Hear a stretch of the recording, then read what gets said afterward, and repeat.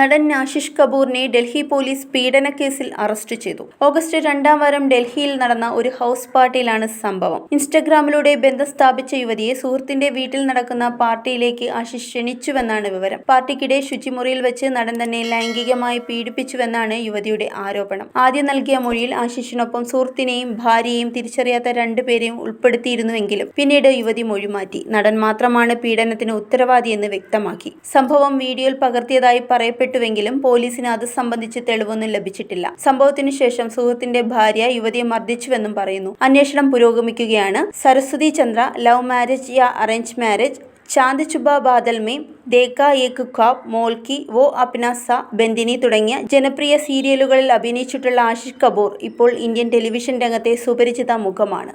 Zag news. നേരിന്റെ വാർത്തകൾ നിങ്ങളുടെ വിരൽത്തുമ്പിലെത്താനായി സാഗ് ന്യൂസ് ചാനൽ സബ്സ്ക്രൈബ് ചെയ്തും ഷെയർ ചെയ്തും ഒരു ശരിയായ മാധ്യമ നിലപാടിനൊപ്പം നിൽക്കാൻ ഞങ്ങൾ നിങ്ങളെ ക്ഷണിക്കുന്നു.